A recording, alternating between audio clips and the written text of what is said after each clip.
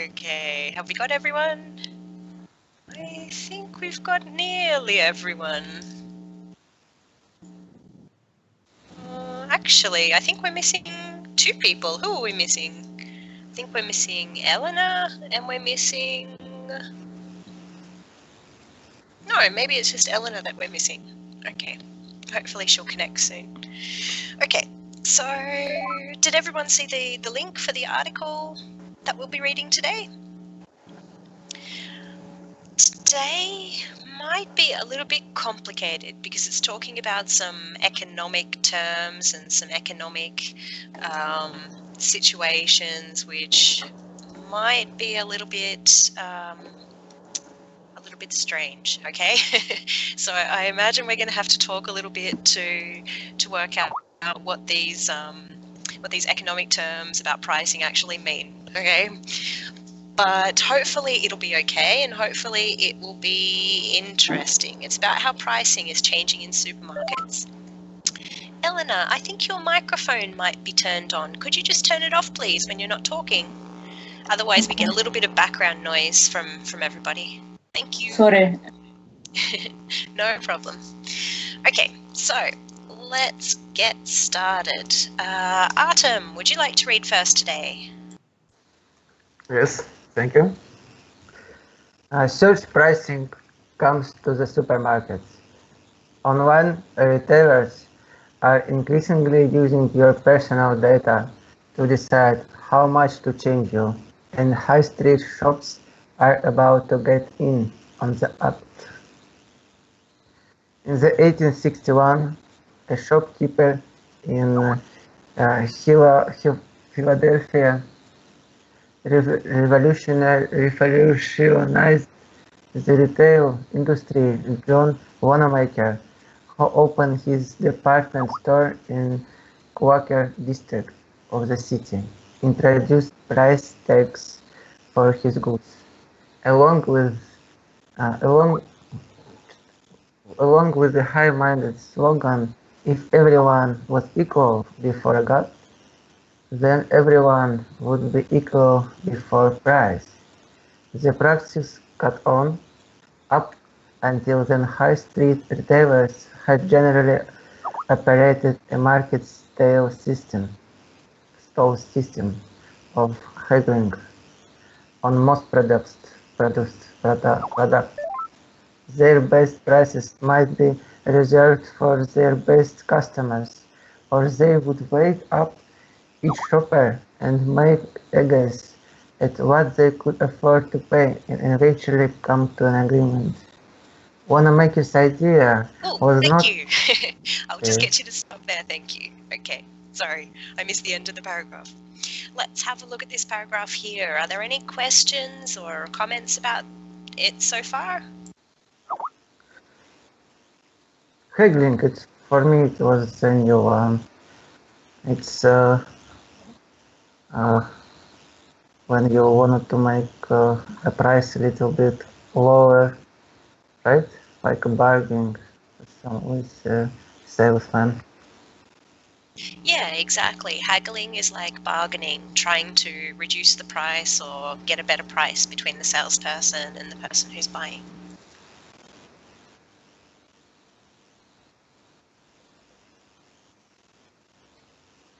Okay, what about surge? This word we're going to see a lot in this article because they talk a lot about surge pricing. But the word surge just by itself, it is kind of a movement, but it's a movement in a specific direction. Does anyone know where or what kind of direction a surge might be moving in?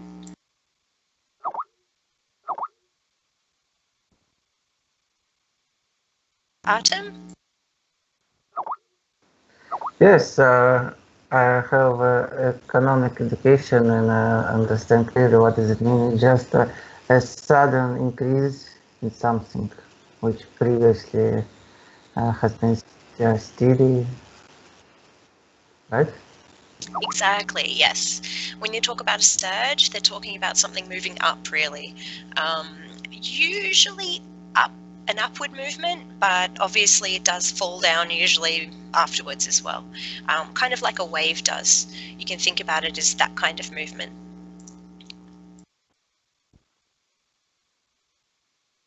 Luca, I think you're right. They're going to start pricing food like fuel. I think you've already caught on to the idea of the article. Actually, that was one of the phrases here as well, caught on. What does it mean by caught on?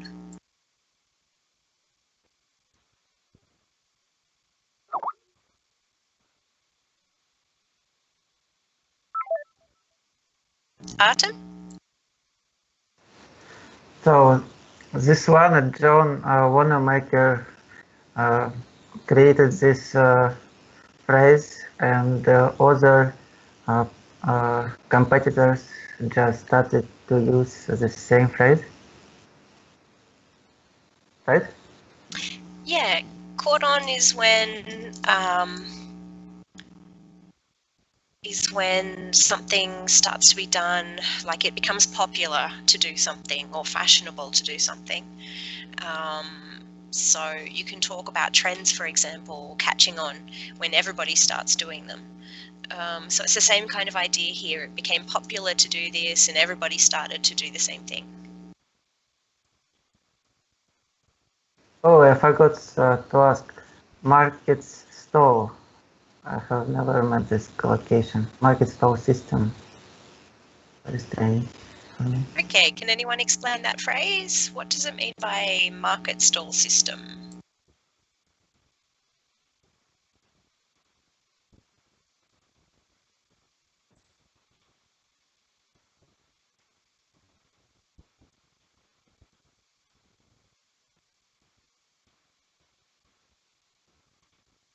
Any ideas?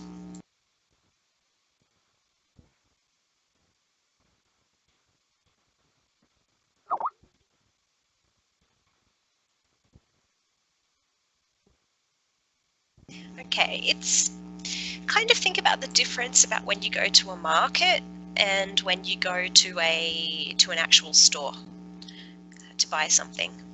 When you go to a market, sometimes they don't have the price written on everything when you go to the market. So if you're interested in buying something, you have to ask the person, how much is this? If I buy 5 of them, will I get a cheaper price? You kind of have to talk to them really about what the price is going to be and how much they're going to charge you for it. In a store, of course, you go in there and usually it has a price on everything. So you know what the price is straight away because it's written on the product or it's written on the shelf near the product. So what they're talking about here is that in the past, even stores had this same kind of market stall system. Exactly. This is talking about in the past. Where you would have to go in and ask them basically, how much is rice today? Or how much is bread today? Or how much is milk today? And they would decide what price they were going to give you based on a lot of different things. But it wouldn't be the same price for everyone necessarily. They would just tell you the price to every person individually. Does that make sense? Yes, thank you a lot. Okay, what about this phrase here, high-minded, and a high-minded slogan? What do you think they mean by high-minded?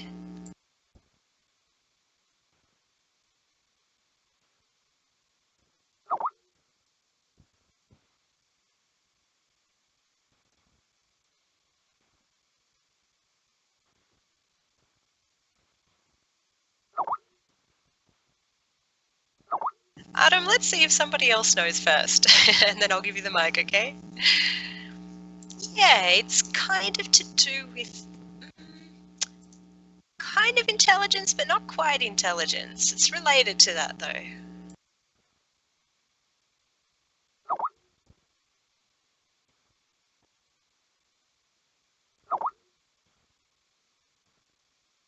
A slogan would be something that you would remember. It's like what the brand uses for people to remember. High-minded is actually talking about your moral principles. So if you say someone is very high-minded, it means that they're very principled, they're very ethical, very righteous. They have very strong morals about different things. So they're saying here that this slogan that they had, that everyone is equal, basically, is a very, very strong moral statement as well. It's not just any kind of slogan to try to sell something. Does that make sense?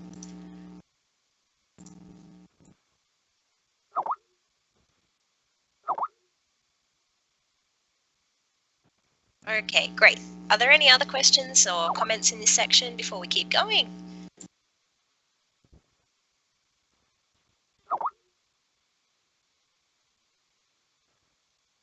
April? And what about now in the market? Do you have, or in almost in every country maybe, that it is stuck the prices then, even in the market then, not just only in the shop, but also in the market? Here, yes. So we know what you have to pay actually, except that some market stall, they don't have a cashier, they don't have the till.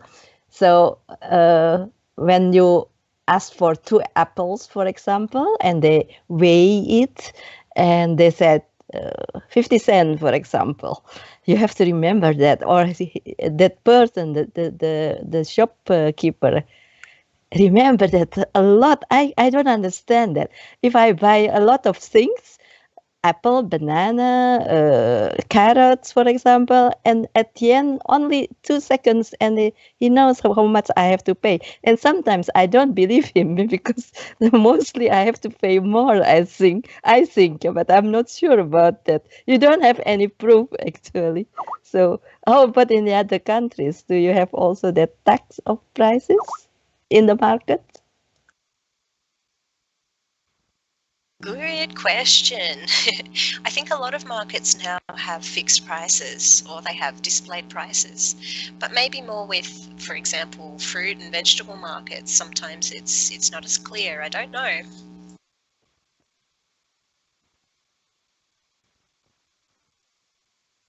Okay, let's keep reading. Luca, would you like to read? Yes. Wanamaker's idea was not all about transparency, however. Fixed pricing changed the relationship between customer and store in fundamental ways. It created the possibilities of price wars, loss leaders, promotional price, and sales. For the first time, people were invited to enter stores without the implied obligation to buy anything. Until then, shops had been more like restaurants. You went in on the understanding that you would leave without making a purchase. Now customers could come in and look and wonder and perhaps be seduced. Shopping had been invented. Thank you. Okay, let's have a look at this paragraph here. Questions, comments?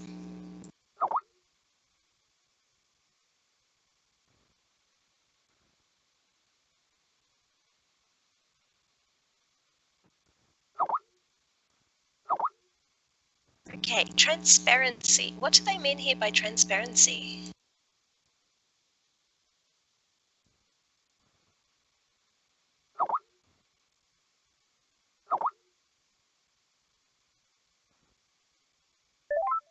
Exactly. They're talking about something being clear, about having honest prices, being very, very clear about the prices that are being charged, so that everybody can see that they're being charged the same price.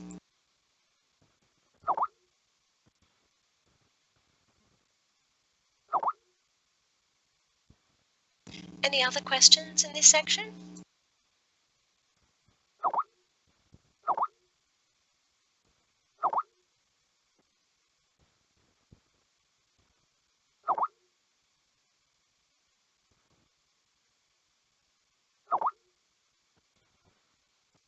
No, this part's okay.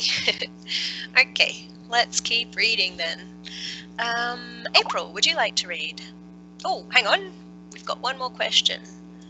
Loss leaders. Okay, price wars, loss leaders, promotional prices and sales. What do they mean here by loss leaders?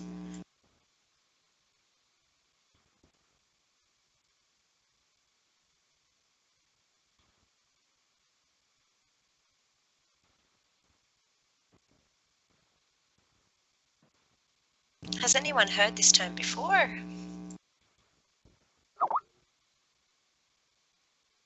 Go ahead, Artem. I think it's just one of the company who took the competition, and this one has lost the most, right? It's something else, actually. It's talking more about a product. It's like a pricing strategy, really. It's what it usually is when they sell a product at a loss. So they sell a product for less than it's actually worth or less than it cost them to make. And the idea of this is that they use this, they sell it at a loss so that they can attract customers. So they think, okay, we'll sell this one cheaper, or we might lose money on it, but people will come to our store and they will buy other things. So we'll still make money that way.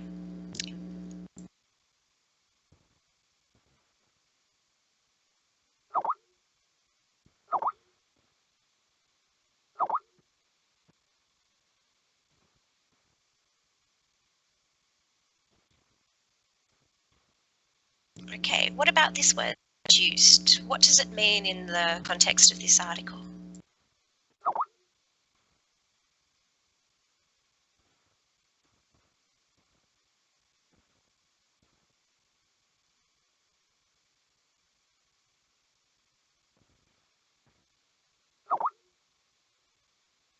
Yeah, exactly. Make you want to buy something. Seduced is something when you're like attracted, encouraged to do something. So in this case, it's kind of attracting you to buy things or making you want to buy things.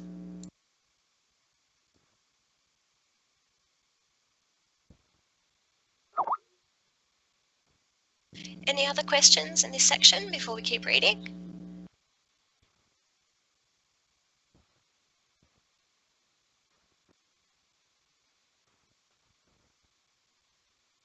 Okay. April, would you like to read? Gladly, thank you.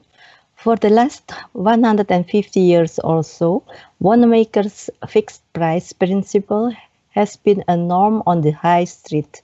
Shoppers might expect the price of bread or fish or vegetables to go down at the end of the day or when they neared a sell-by date, but they would not expect prices to fluctuate very often on durable goods, and they would never expect the person behind them in the queue to be offered a different price to the one they were paying. That idea is no longer secure. Technology, for better and worse, through the appliance of big data and machine intelligence, can now transport us back to the shopping days of before 1861. Okay, that is the year that the department store started then. Yes, exactly. Okay, let's have a look at this paragraph. Questions, comments?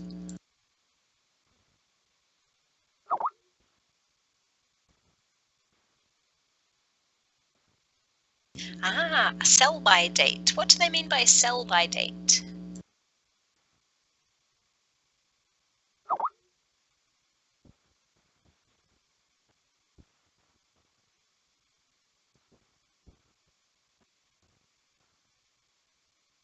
Yeah, it's kind of like the expiry date, the last day that you can sell something. So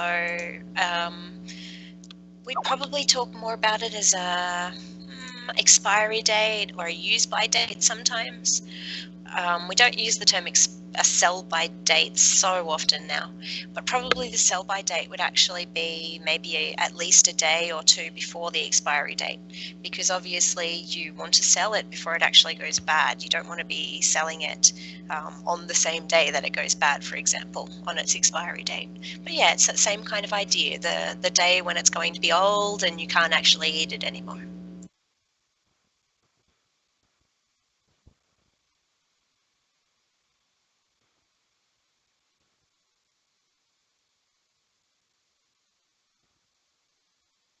Any other questions in this section?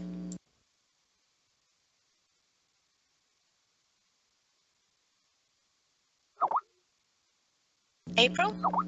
What about durable goods? Do they mean like pots or pans, or also rice maybe, because it is also dry, yeah?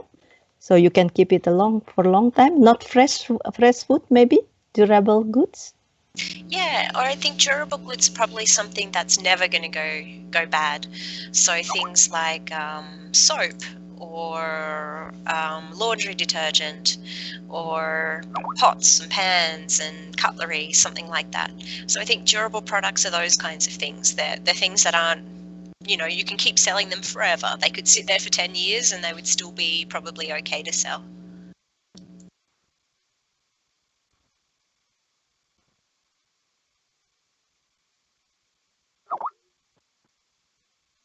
Probably, yes. They might still not be in such good condition after 10 years in the warehouse, but technically they should still be okay.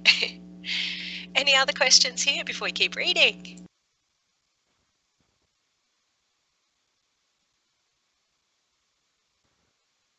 Okay, Shiny, would you like to read?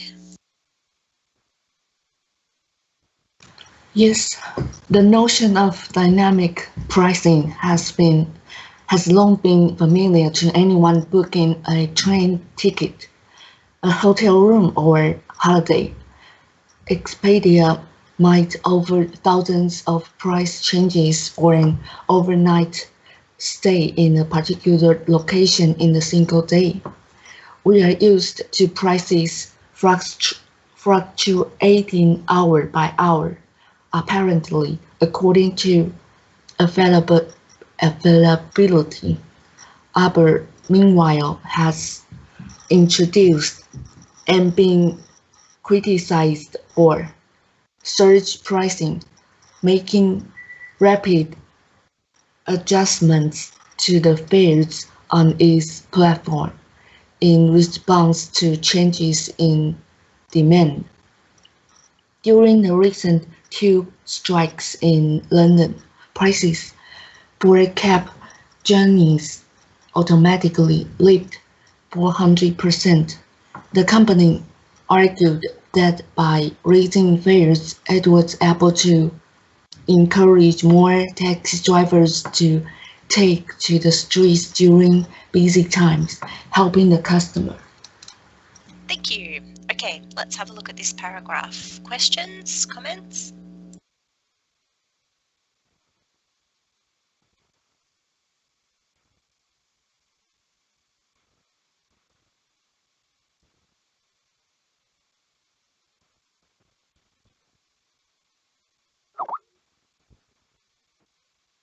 Artem? Previously, I met the word Uber, which is, I think, is just how English people call the cars of taxi drivers. It's also spread in USA, or it's just only local in Okay. Uber isn't actually what we call taxi drivers. Uber and taxis are different. Can anyone explain what Uber is? I know we've had a few conversations about them before. Uber is actually a company that's separate from the taxis. Fabricio? Yes, I can try. Uber is a kind of the taxi, but the idea is executive transport that they have some norm or some rules. You the Ubers has to be the car needs to be black and a better car than the normal taxi, and the driver had to dress black suit. Is and because this they charge a little the price a little bit different of the normal taxis. Yes, I think is the most difference between the Uber taxi, the Uber and the common taxis. Thank you. Yeah, I think that there are some things, like it has to be their personal car, so it's not a business car, it's usually people's personal cars that they're using. And I think Uber has two levels as well. They have this level which is more of an executive taxi, like Fabricio was explaining, and I think they have one that's a bit more relaxed as well, where I don't think they have like a uniform for the drivers or something like that, but everything is done through an application on your phone. So, and usually they have much cheaper prices than taxis. So a lot of people have been using them.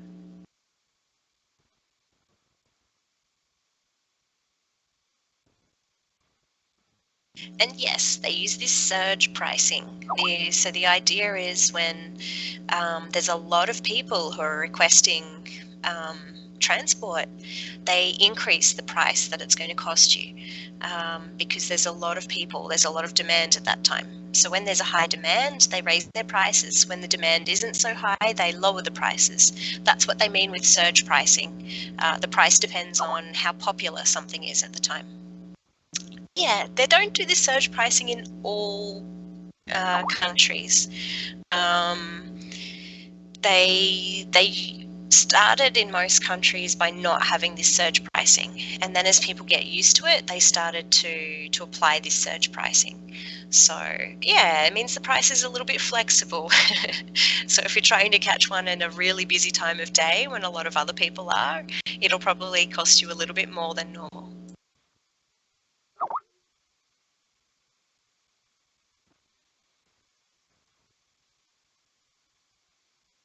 Okay, any other questions in this part?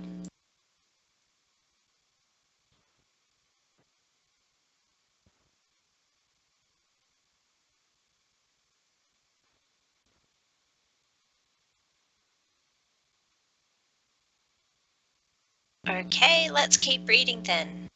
Eleanor, would you like to read? Is that the right pronunciation of your name?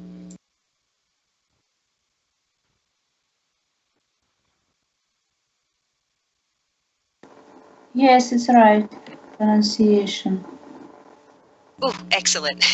Would you like to read? Yes, I would like to read, but my laptop.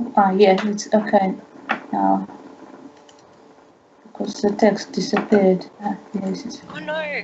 Yes, it's okay. Okay. Okay, great.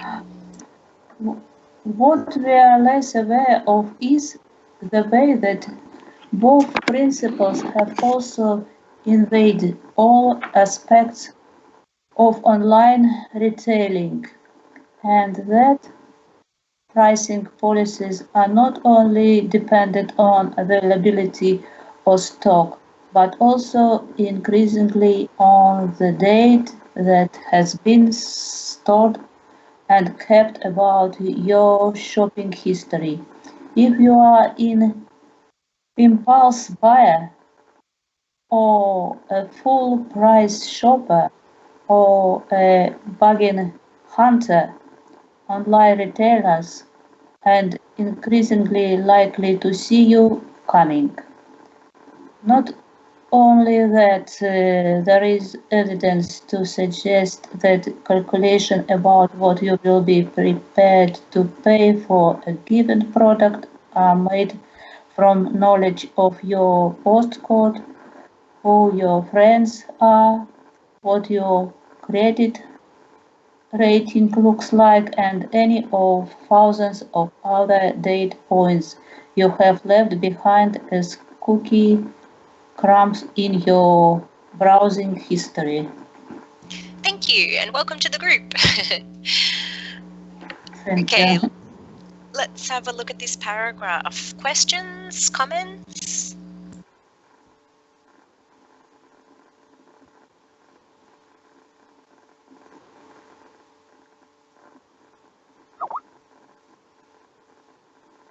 Ah, crumbs and cookie crumbs. What do they mean here by crumbs? And does anybody know where this idea came from, what they're referring to when they talk about leaving cookie crumbs?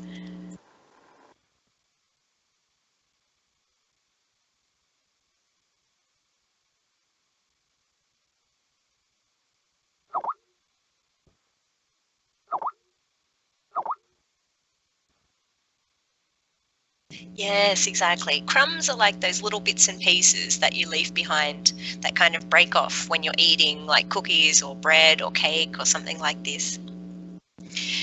What they're talking about though, I don't know if you know the story of Hansel and Gretel. They have a different name in different countries, I found. But does anybody know the story of Hansel and Gretel who go walking into the woods and they get captured by a witch in a candy house? Yes, and she wants to eat them. Is it sounding familiar?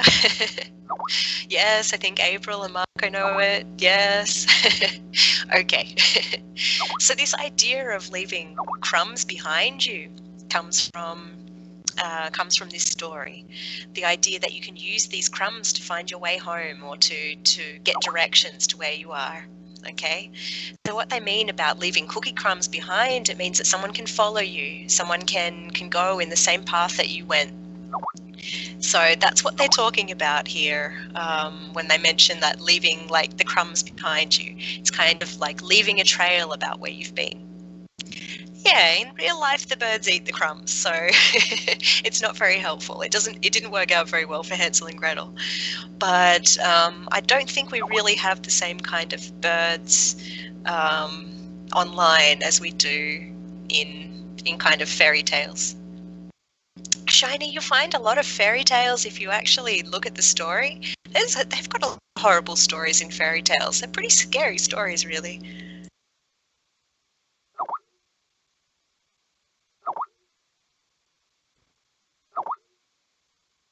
Both of them are scary, actually.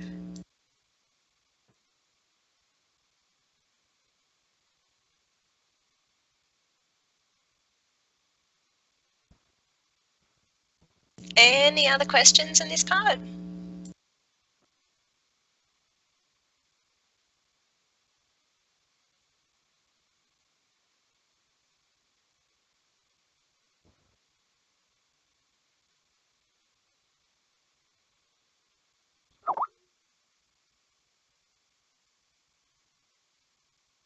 Okay, let's keep reading then. Mena, would you like to read? Yes. From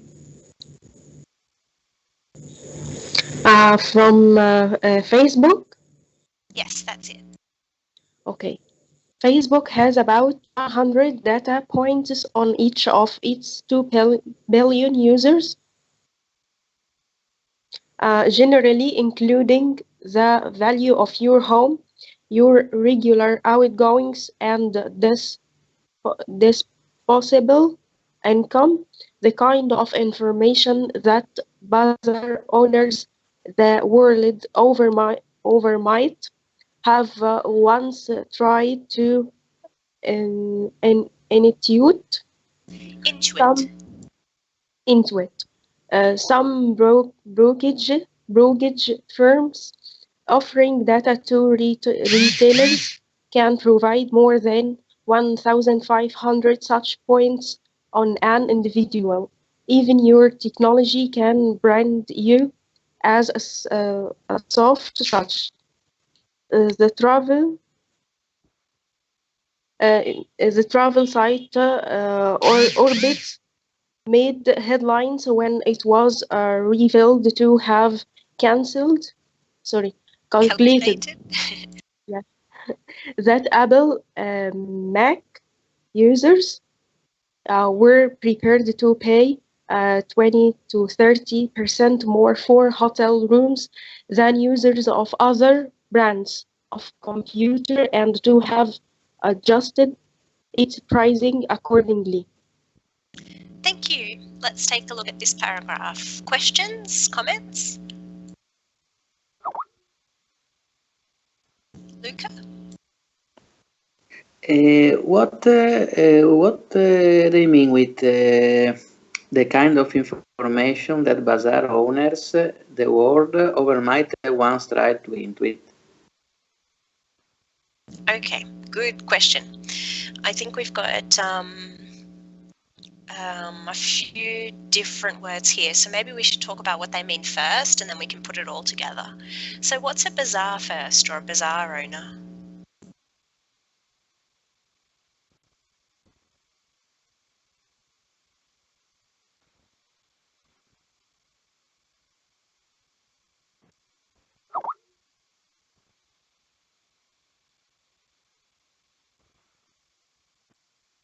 Yeah, exactly. They're like shops. Actually, they're more like markets probably than a shopping mall. And in English, I don't know if it's the same meaning there, but we actually use it most of the time to refer to a market from the Middle East, like in the countries in the Middle East, when we use this word in English, because I think it actually comes from maybe a Persian or a Turkish word or something like that means market. We also use it sometimes when, we're talking about second-hand markets as well, like when people are selling things to raise money for something, or they're having a kind of a garage sale or a yard sale for something. But it usually has lots of different things in it. So it's not just food, or it's not just clothing, or it's not just furniture or decorations. It usually has a little bit of everything in it. Okay, so that's one thing we've got. We know that we're talking about shop owners of this kind of market stall. What about this word intuit? What does this mean?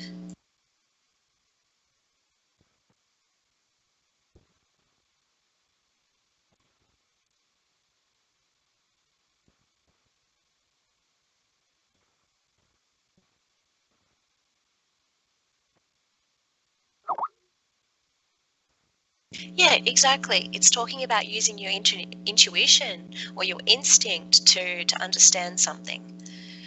So if we have a look at this phrase again, what they mean by this phrase is that people who owned market stalls all over the world, that in the past they tried to guess all this information that now is available really easily online, or we give people really easily online. So now the owners of stalls or the owners of markets, they don't need to guess this kind of information anymore, because if people are buying things online, then all that information is really easily available. Does that make sense?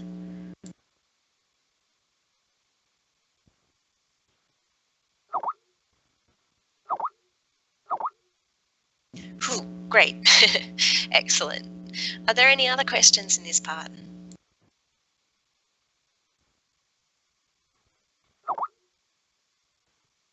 April? What about the word soft touch? Does it mean an easy victim, maybe? Even your Yes. technology? Yeah? Okay, thank you. That's exactly what it means. That it's very easy, basically, for someone to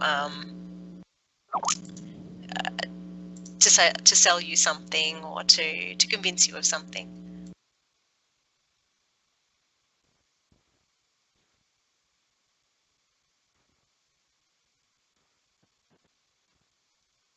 Any other questions here?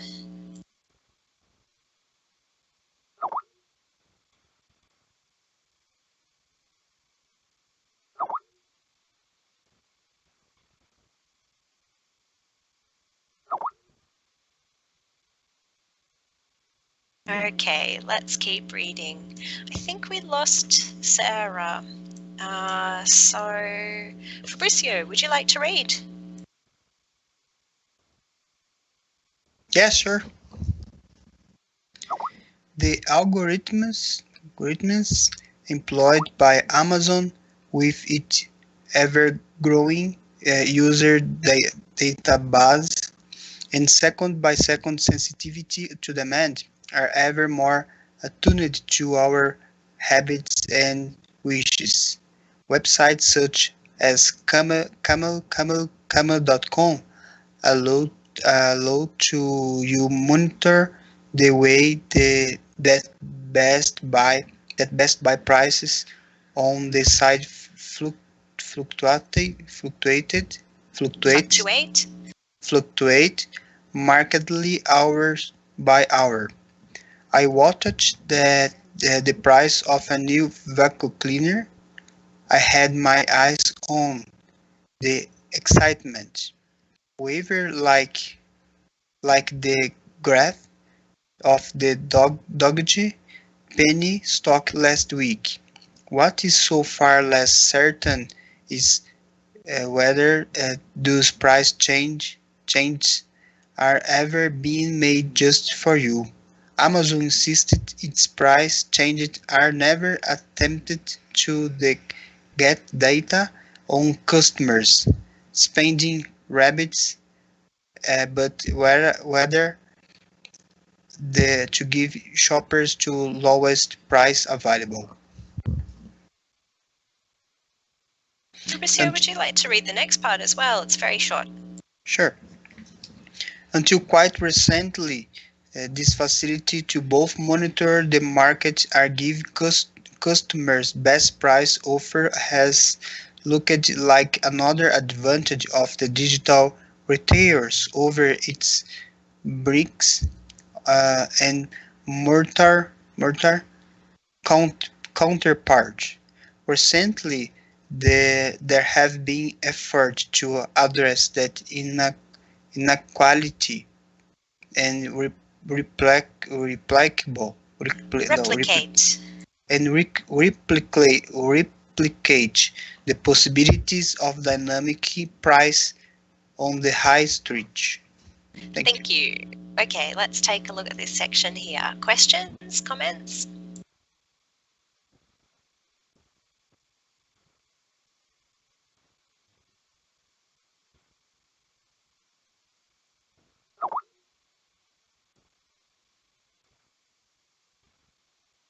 Second by second sensitivity. What do you think they mean when they talk about the second by second sensitivity?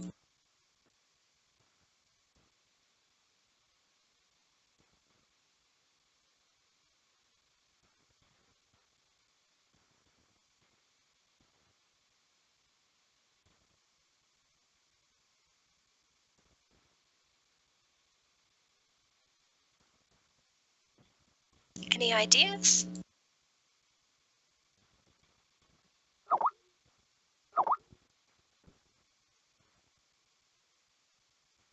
Luca? Maybe because they mean with second by second that there is an updating basically second by second, so the information are updated second by second. Yes, exactly. It means that they're receiving so much information all the time that things change every second, basically, and that the algorithms that they use are very, very sensitive to these changes. So every time something changes, they will change as well. Fabricio, did you want to add something else to that? No, Luca answered the question is exactly the same what I would like to say. Thank you. Excellent. Okay, what about an algorithm then? What is an algorithm?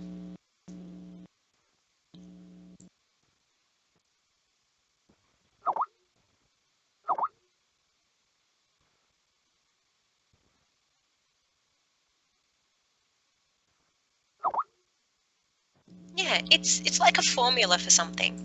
So you can think of it as kind of like rules, basically. And an algorithm is like a set of rules, basically, to say that how something should be done.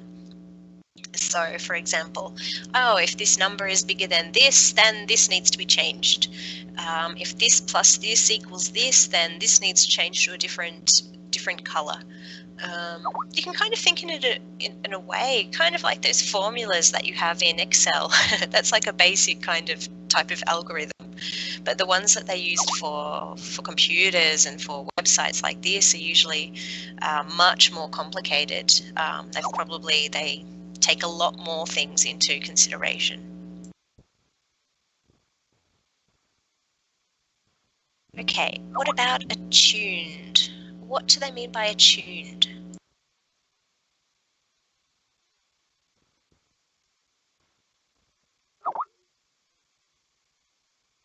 Artem?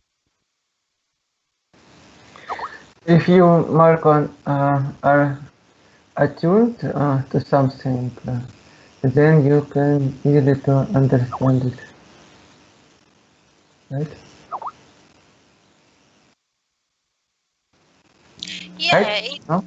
it kind of means that you're more aware of something or receptive to something.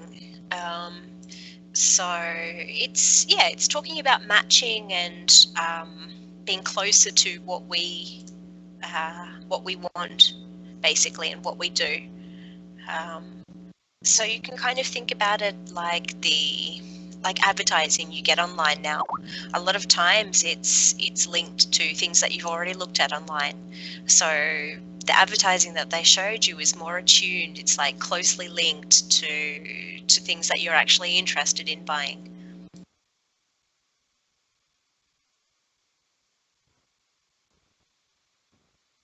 What about this word G? This is a very popular word in Australian English, I think. I don't think it's quite as popular in the rest of the world. But does anyone know what dodgy means?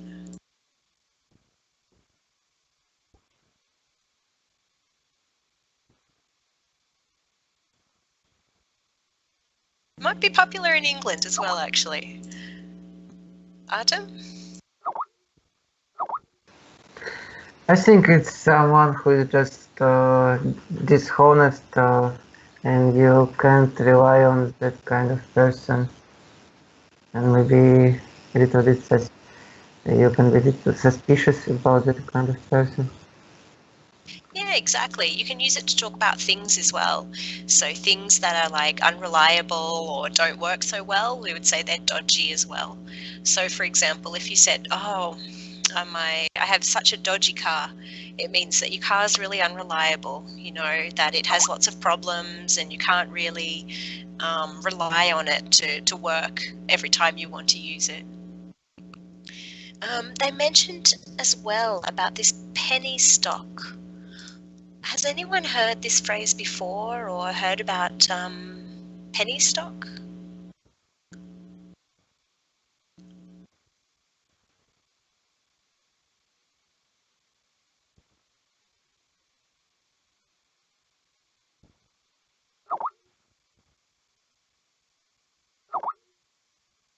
Luca? Penny maybe is are like the discounts shop, I think.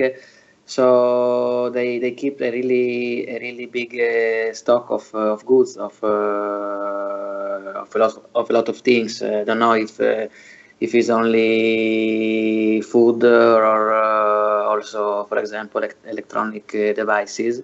But they have a lot of customer, a lot of business during the week. So they have a frequent how can I say,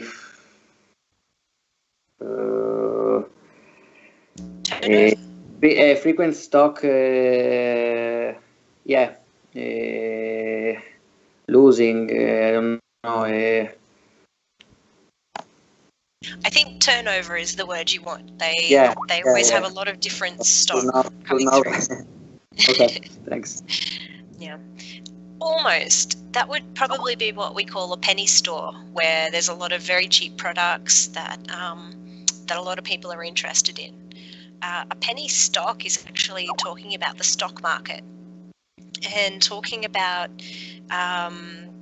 stocks that are on the market exchanges and the stock markets, but they're very, very low. They have a very low price, and so they're not usually listed on the main exchanges. They're usually listed on smaller exchanges that you have in certain countries. And because they're very small, it means that they have big changes every single day, but they're still not worth very much overall, because of their such small size.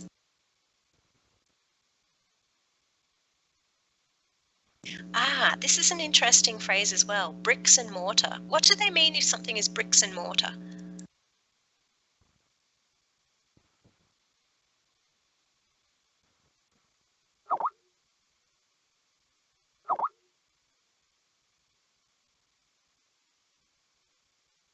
Yeah, it means it's solid, but it means it's real, that it's a physical shop.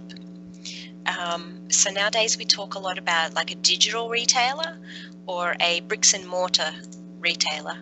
So if it's digital, it means it's completely online. They don't have a physical store that you can go to. If it's bricks and mortar, it means that it has a physical location that you can go to visit.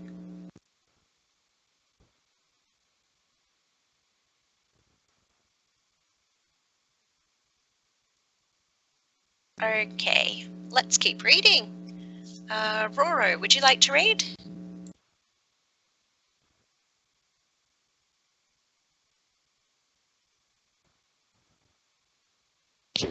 Yes, okay.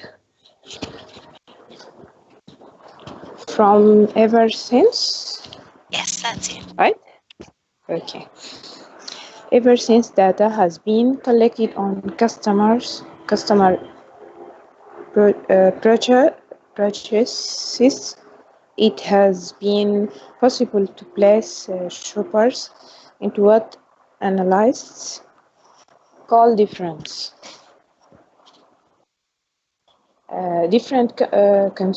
consumer pockets. And plus, shoppers who were likely to buy sweets at the checkout counter. Fitbit observes willing to buy obsessives willing to buy over the odds for organic kale. In her cheerily titled book, Weapons of Mass Destruction, how big data increase in quality and threatens democracy. Cassie on Nile notes how by 2013, as part of research project by the Consult Center, right? Yes, Counter. Okay. Using data from a major related retailer. It was possible to estimate how much it would cost to turn each shopper from one brand of ketchup or coffee to another more profitable brand. The supermarket could then pick out, say, the 15% most likely to switch and provide them with compounds. Smart targeting was essential, as they didn't want to give compounds to super happy to pay full price. Thank you. Let's take a look at this paragraph here. Questions, comments?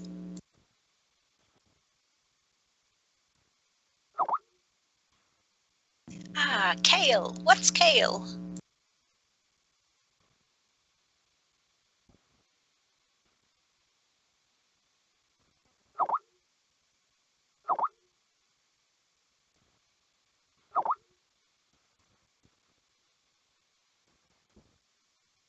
Yeah, it's a kind of vegetable. It's like a leafy vegetable. It's very dark green, kind of like cabbage, I guess, in maybe the shape of the leaves, although it doesn't usually grow in like a ball like cabbage does.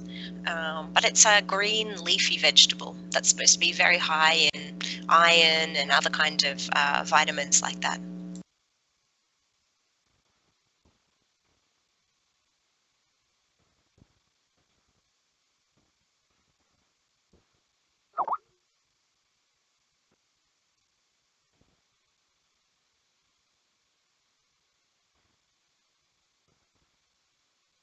Yes, exactly. Pick out here. They mean choose, exactly.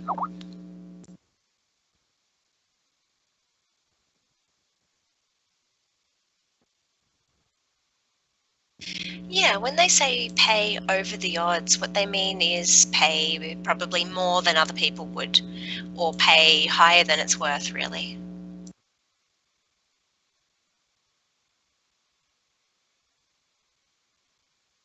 But what is odd then here? Odds here actually comes from, I think it comes from gambling, actually. Because when you talk about the odds of someone winning or losing a race, for example, the odds are basically the likelihood that whether the horse is going to win the race. So if you pay over the odds, it's kind of paying more than what they're asking you to pay for it, or more than something is really worth. This is an idiom that I don't know, it makes sense if you kind of break it up into its separate parts so much. Like statistic. I don't know if it's quota is not English word. Yeah, the odds kind of comes from statistics, like the chances of something happening.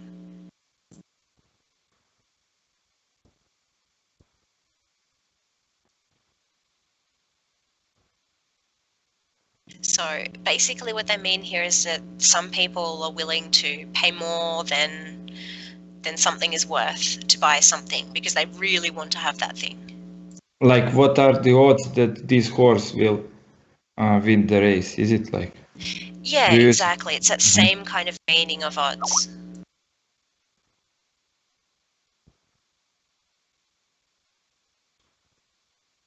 Any other questions in this part?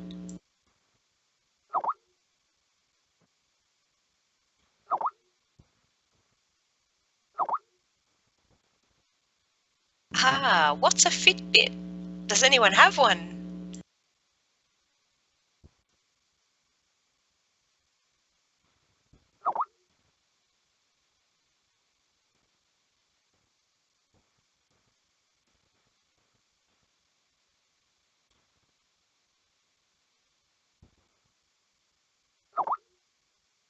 No, a Fitbit is actually, it's like a fitness tracker. So it looks like a watch that you wear on your wrist, and it tracks things like how far you've walked, how much exercise you've done, your heartbeat or your heart rate, things like this. So it's something that people use to help with their fitness, basically, to track their fitness levels.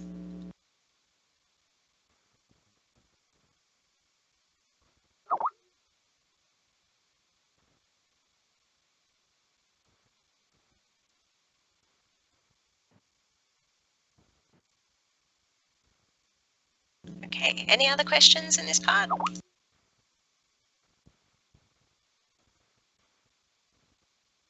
Yes, Marco, I think they're trying to make the point here that people who are very obsessed with fitness trackers and things like this are probably more likely to pay high prices for things like kale, which is seen as being very healthy, very good for you.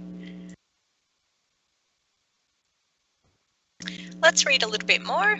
Aladdin, would you like to read?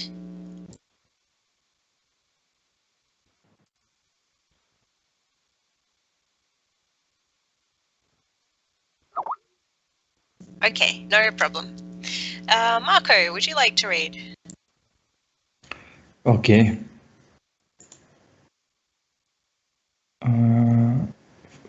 First paragraph, okay, below the picture. Yes, the obstacle. Okay.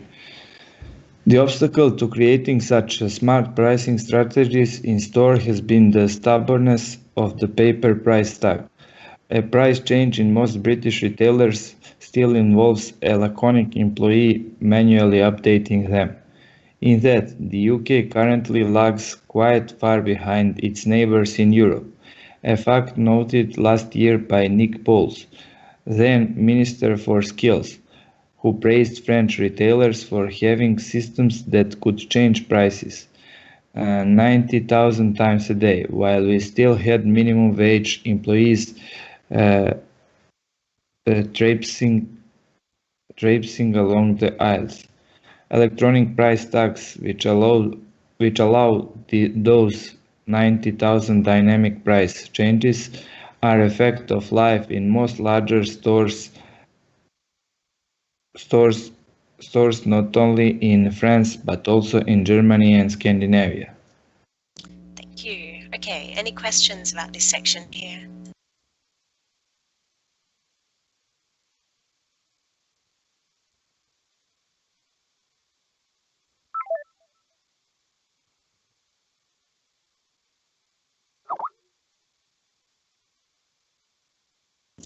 Traipsing. I thought there would be a question about this. Has anyone heard this word before?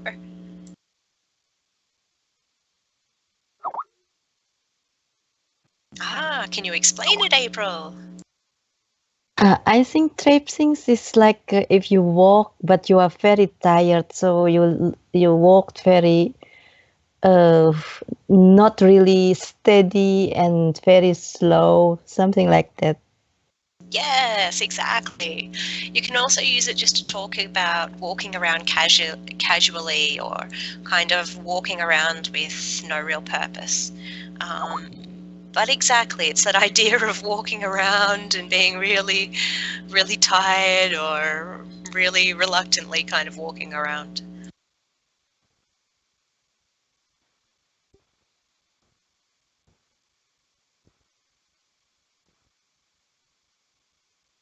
What about stubbornness? What is stubbornness?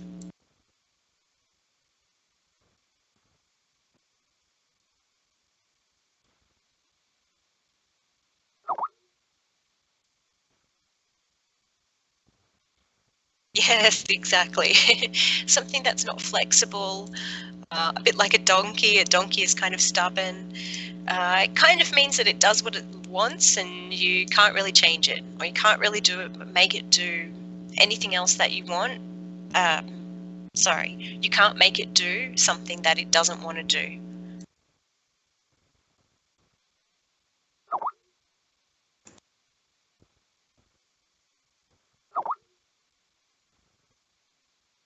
And Any other it is, questions? oh, sorry. Sorry, Marco. Hi, sorry. And it is usually wrong, like for Yes, stubborn. it is. This is the problem with paper price tags. They can update the systems to update the price, but it doesn't mean that they've updated that little paper tag that's on the product. It makes things very confusing for the poor buyers.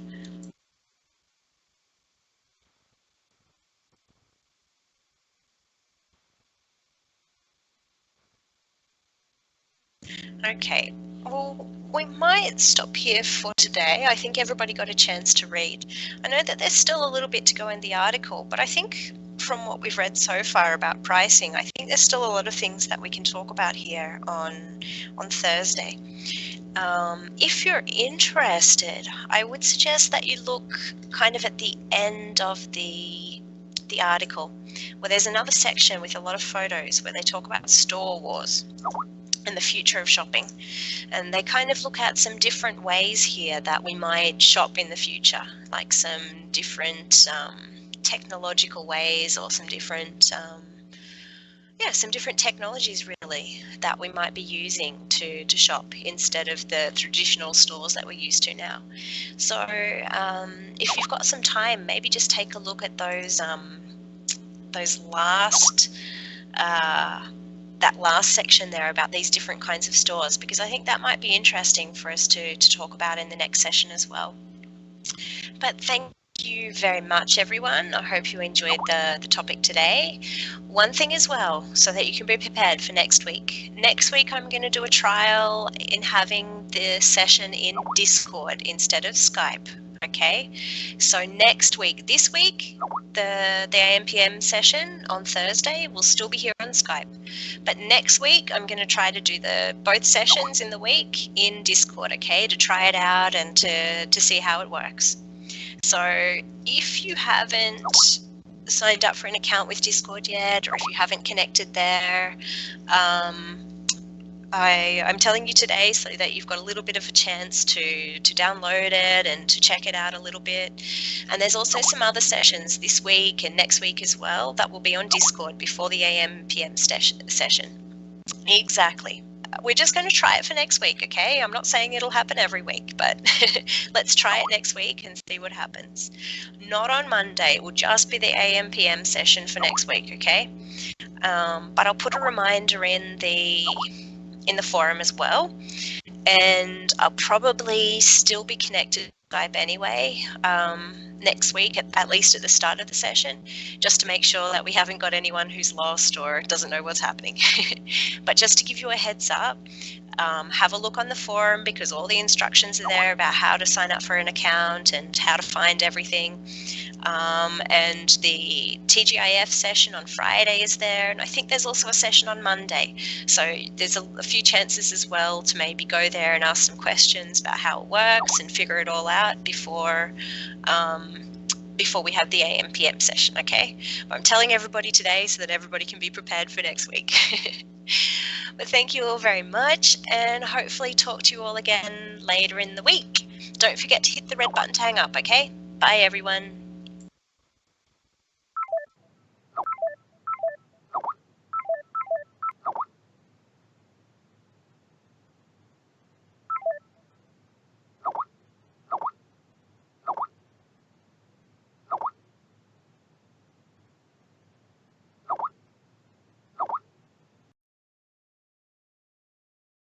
I'll just get you to stop there, thank you. Okay, sorry, I missed the end of the paragraph.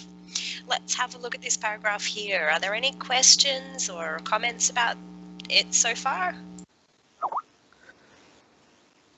Haggling, for me it was a new one. It's when you wanted to make a price a little bit lower, right? Like a bargaining with salesman. Yeah, exactly. Haggling is like bargaining, trying to reduce the price or get a better price between the salesperson and the person who's buying.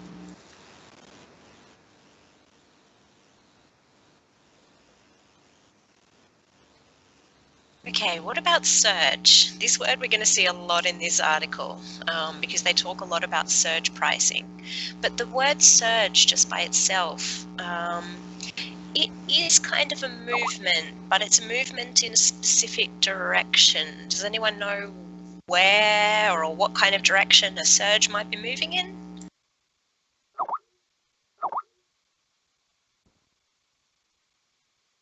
Artem?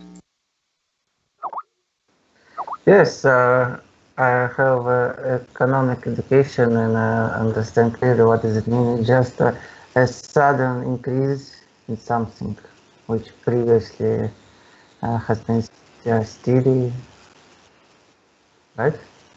Exactly.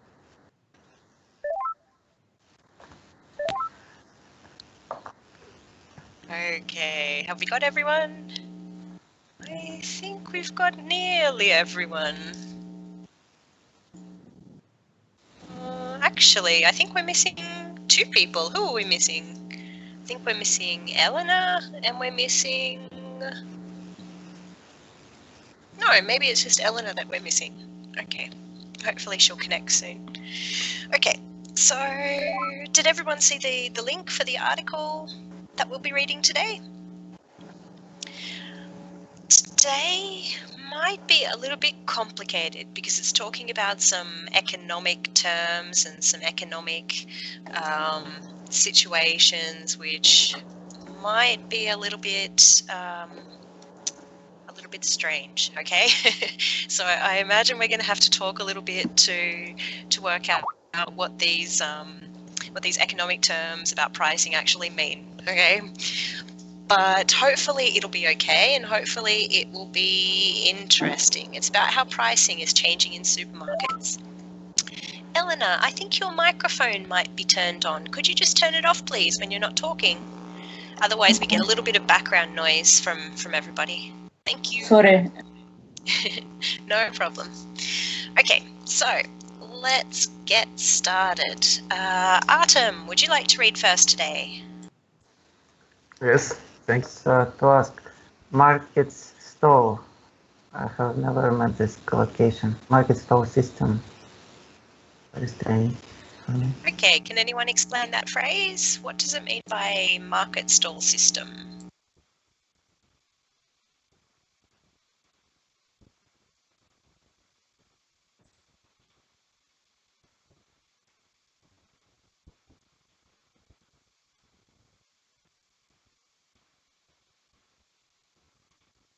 Any ideas?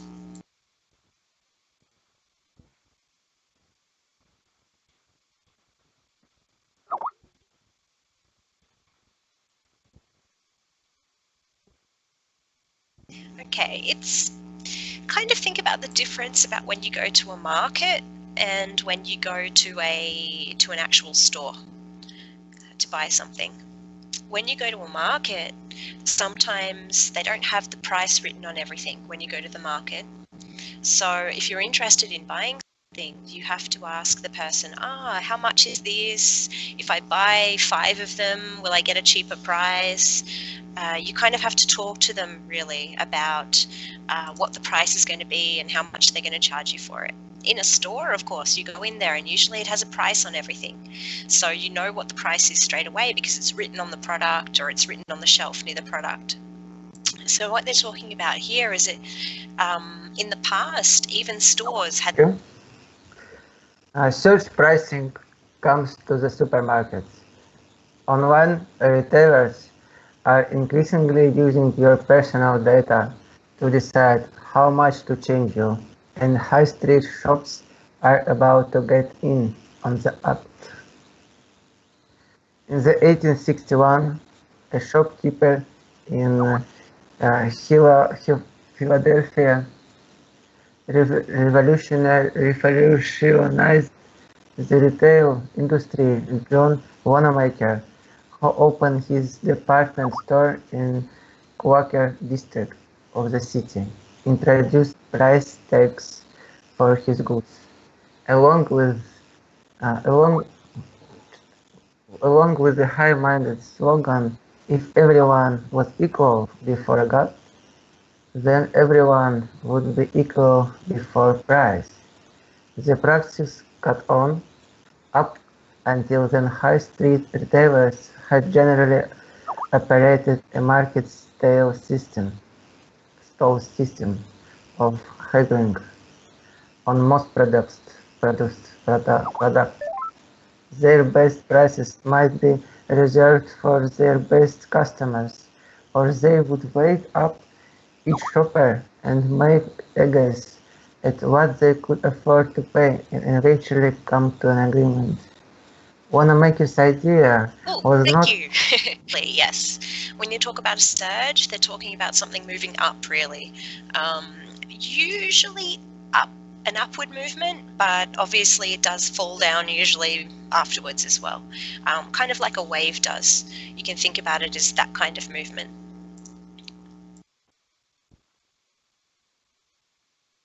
Luca, I think you're right. They're going to start pricing food like fuel. I think you've already caught on to the idea of the article. Actually, that was one of the phrases here as well, caught on. What does it mean by caught on?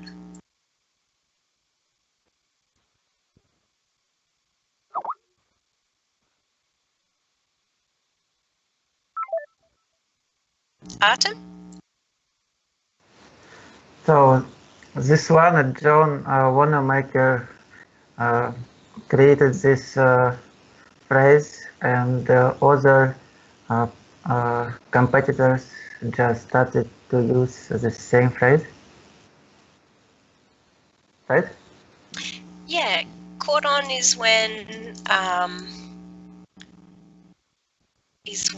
something starts to be done, like it becomes popular to do something or fashionable to do something. So you can talk about trends, for example, catching on when everybody starts doing them. So it's the same kind of idea here. It became popular to do this and everybody started to do the same thing. Oh, I forgot